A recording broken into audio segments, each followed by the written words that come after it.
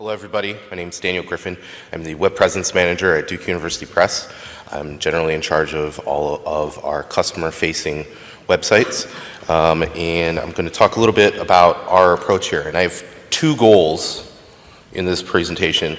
One is to talk about some of the constraints that we face as a university press that sort of influence our decision making. It may be a little different than some other groups here, but as we heard earlier, context is very important, and so the context in which we're operating really influences how we act. And my second goal is to just run through a couple of examples of how we evaluate different technologies. It's going to be grouped into a couple different buckets because there's, I don't think, one particular method by which you should evaluate things. And so I'm going to run through a couple of examples of how I've sort of broken this up.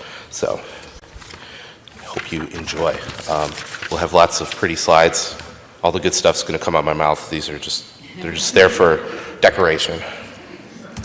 All right, so a little bit about Duke University Press. So we are a self-sustaining, mission-driven, nonprofit publisher of bold and vital scholarship in the humanities and social sciences. We publish about 120 new books each year, more than 50 journals, and we have multiple digital collections. We do both print and digital. We like to focus on both cutting-edge scholarship and field standards. So we have new research on transgender studies, for example, and then we also have a couple journals, Duke Mathematical Journal and Hispanic American Historical Review, which are both over 100 volumes and have been publishing for a long time. So we try to balance those things, and we find it pretty successful for us. And we have a consistent emphasis on high quality design. So you'll get lots of great pictures of our highly excellent design work throughout this presentation. It's pretty fun. And we're not a membership institution. We have a lot of strategic partnerships though. So we partner with several societies to provide publishing services. And then we have many journals that we have relationships with editorial offices, but we are primarily a publisher. We are not a membership institution, and that's one of our strengths, and we really enjoy it. So to talk a little bit about our institution and where how some of the decisions are made, I think it's important to kind of understand sort of like how we're structured. So I sit in the Digital Strategy and Systems group. We report to the Office of the Director, and the rest of the organization is in different departments according to function. So our objective as the Digital Strategy and Systems team is to work on projects and systems that cross the entire organization or various aspects of it.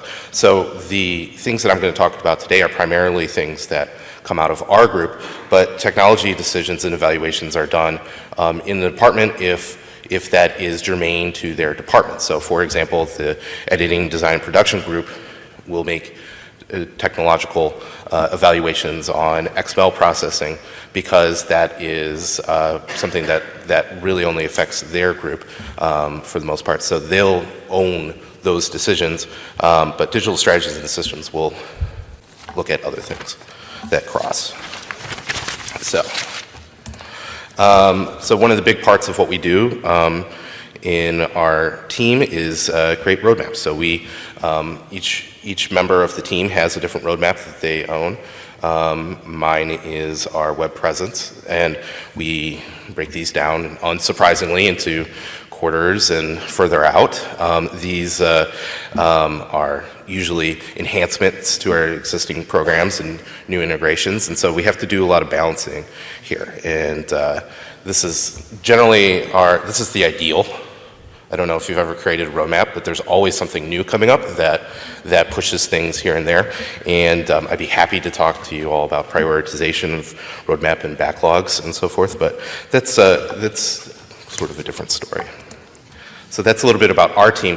One of the one of our defining characteristics is that we are a self-sustaining unit of Duke University, and we report to the provost. So unlike just about every other entity, especially under the provost's office, we are charged to be self-sustaining. So that's a totally different thing compared to a lot of other units that are our peers at the university, but we still are expected to fit into the budget process. So we have to do our budgeting and our procurement through the larger universities. So that means that we really try to own everything we do, but sometimes the environmental factors are constraining our evaluation. I'll give an example for purchasing. So we have a purchasing department. If we make a large enough purchase, it has to go through Duke's purchasing office. That is okay if it's something we're really after, but there's a threshold. So if we're going to spend more than, say, $10,000, I've got to now take this through the procurement office. They are not publishers. They don't understand the publishing business. They're not even technology focused. They are doing purchasing for the entire university. And so to put something through their office is going to really, it's something that they're not used to, and they're going to put a fine-tooth comb through it. So we really have to think about, how do we want to approach these sort of things? And sometimes that headache is maybe something we don't want to do if it's right on the edge. So as part of this, we have a budgeting timeline where our financial year starts July 1, and we go through there. And we're submitting our budget in February. So 6 months before the new financial year, I've got to create a budget for the entire year.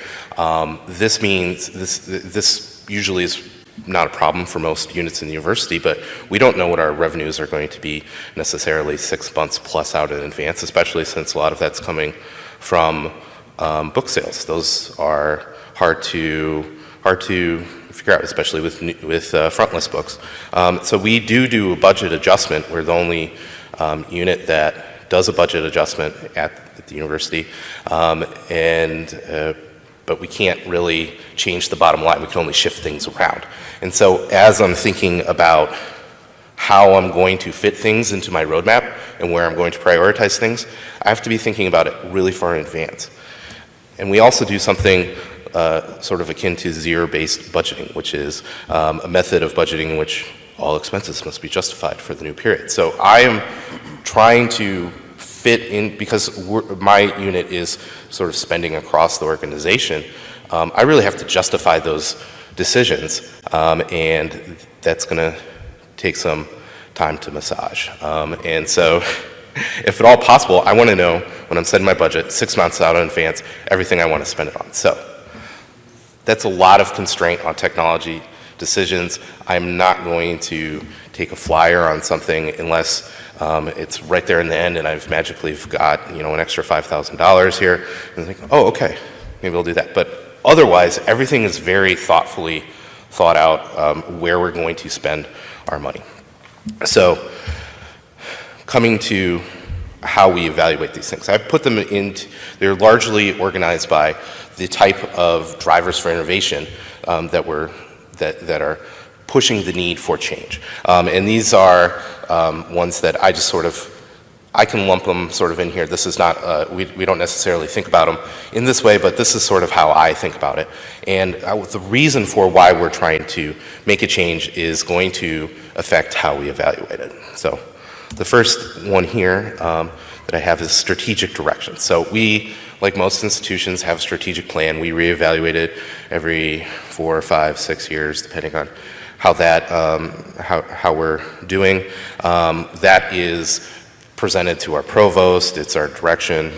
This pretty standard sort of thing. This is our primary basis for big technology changes, and we are somewhat of a tech-savvy organization. So big technology decisions are often made in light of our strategic plan, and we're almost always focusing on the technology and its benefits rather than a particular vendor. So how do we evaluate these?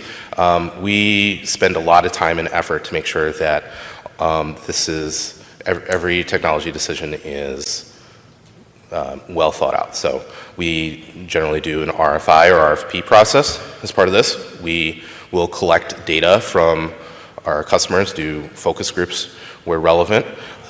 We will do lots of internal polling and process fitting. And we really focus on the fit with our business drivers. And these are often very explicitly laid out in our strategic plan. And cost is less of an important factor in this because we're focusing on how this technology is going to affect our business in the long term, but it's not unimportant. So, example, new marketing platform. So we are looking to expand our direct-to-consumer market, and one of the main ways to do that is through an e-commerce platform. So been in the process of building a new marketing platform. For this, we had an RFI and RFP. We reached out to a couple different vendors and focusing on the technology, and brought them in, and we fed in some consumer research and excuse me, some consumer research, and we had some personas that came out of that research, and we really looked at everything related to each persona. Does it match the goals there, and came up with a project. So the second bucket I have for evaluation is process improvement. This is really great. Sometimes this overlaps with strategic directions, but it's not necessarily always the case. It's really anything that makes our work of our staff easier. And this is typically an integration between systems because our staff are working in their specific systems most of the day, and usually it's some overlap between these two systems that is where pain points exist. And so very often we're going to be looking at ways to improve the working life of our staff. So when we think about this, one of the things we think about is, can we quantify the time spent on this pain point, and can we reduce that time? Because that is significant. And does the investment that it would take to find a particular solution, does it outweigh, does it balance with the time spent? So I have an example here, desk copies. So we offer desk copies of our books to educators. They want to try it out. And this was, we like to try to collect a nominal shipping fee for this. And for a long time, we had a system where we just asked people, or we sent them an invoice with it, and nobody really liked the system. Our educators didn't like getting this invoice, and they'd say, what do you mean? You sent me this book and I have to pay now? Like, what's going on here? And the staff was spending a lot of time fielding questions about this and then filling things out. And so we tried to figure out a way to make this process a little bit easier. And one of the important things here is if I focused, this really happened because our staff really needed this change. It was a big pain point for them. If I were to focus on return on investment and that evaluation, I would not have made this decision.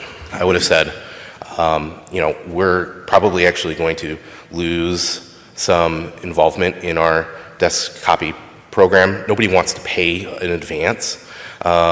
If you ask people, I asked lots of researchers, hey, do you want to pay $5 for that desk copy? They say, no, of course, I get those free at the conference. Why would I want to pay? So, but because we went forward with this integration, because it improved the staff's quality of life, and in fact, it turned out to work quite well.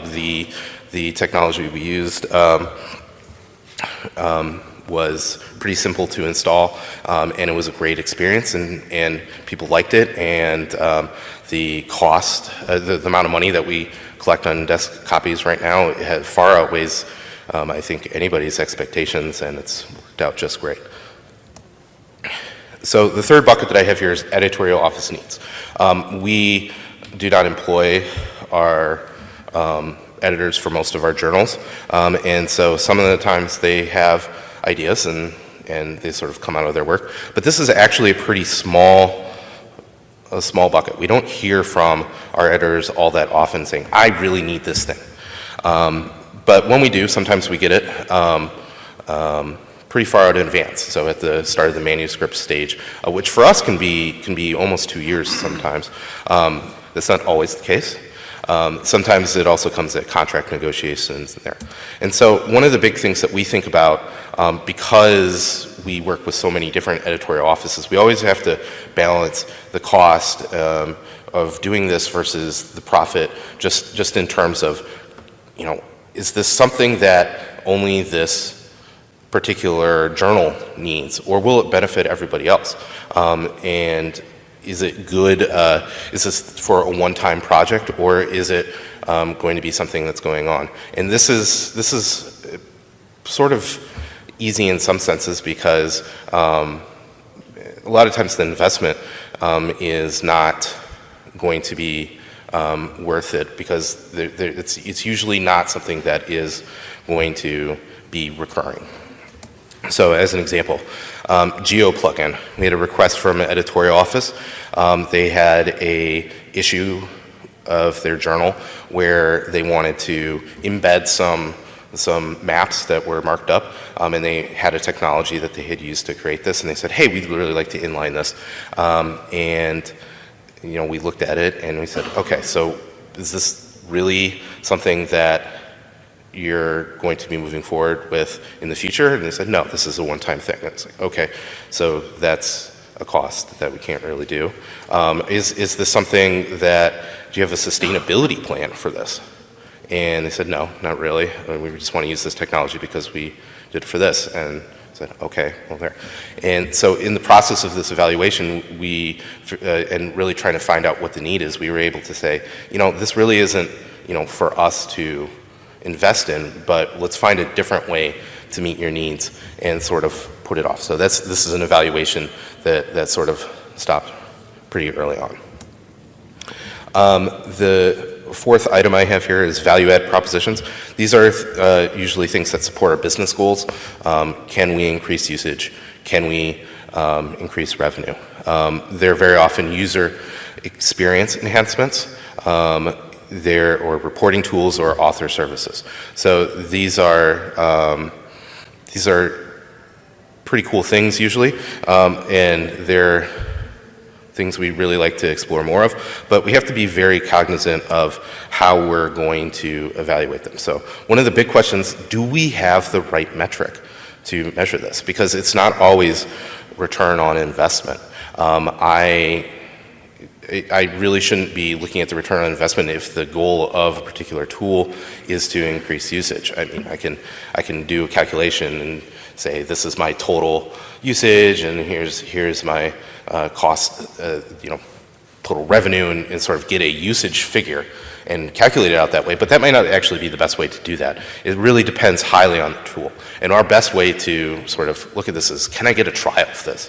I want to see how it looks on our site. I want to see does it in fact work, and how can it, and then use that to justify it come budget time. So, for example, an author services tool. We invested in an author services tool. We got a trial of it, and we thought it was pretty. Promising in the trial. We exposed it to some authors. They very much enjoyed the process when they interacted with it, and we said, okay, so we'll try it for another year. And so we went through and we piloted it for a year. We did some, and then one of the very helpful things is that they said, here are your metrics. Here's people using this. And we looked at it and we said, okay, this is pretty cool technology. We see the value of it, but the engagement is not there. This is supposed to be a tool that was to increase engagement, and it just wasn't happening. When you did the math on that, it just didn't add up. So any positive benefit that we got out of it was just sort of killed by it didn't match up to the metric we were trying to measure it on. And so my final item here is mission projects, and this is sort of a catch-all name for things that are not in the strategic plan, but generally tie in with the overall mission of the press of the university, or really even a single member. These are often passive technologies, and they're really hard to make the case for. There's not always promise of return. And it doesn't have to, things that are good for us as publishers, things we want to pursue, but are not things that we're necessarily going to get a return out of. So when we think about these things, does it serve our users, especially those that are not otherwise represented? So will this increase the visibility of people who don't have visibility right now? Does it fit into an existing workflow? That's important. Some technology changes require us to make lots of changes to workflow, and that is just hard.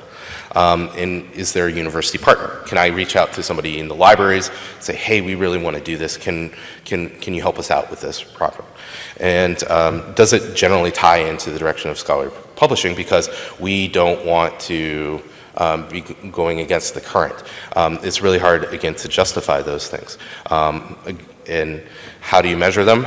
Oftentimes that's really, really hard. There's a good example of from just the larger marketing world.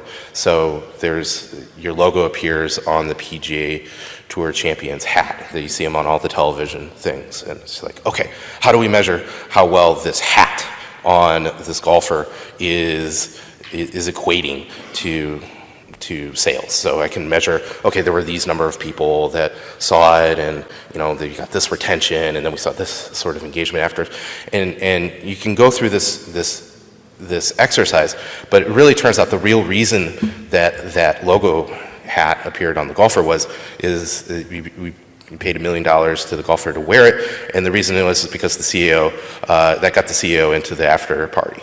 And he really likes PGA golfers. So why measure this if it's not something that really equates? It's not worth it. So an example I'm going to give is one that is going to be a focus for me over the next year is PIDs. So I really like them. I have a couple of use cases where I can really see the benefit, and I think generally the press understands these, but this is a really hard sell for our authors. We're humanities, social science, press.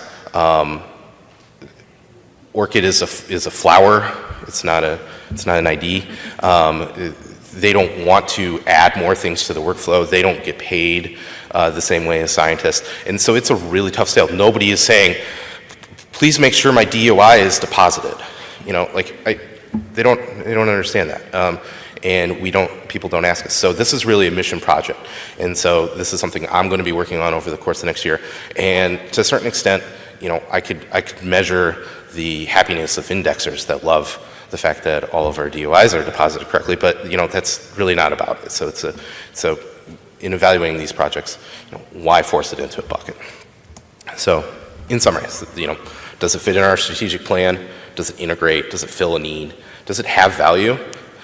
I didn't talk a lot about value because a lot of these things are sort of apart from that, but it does make the world a better place. So thank you very much.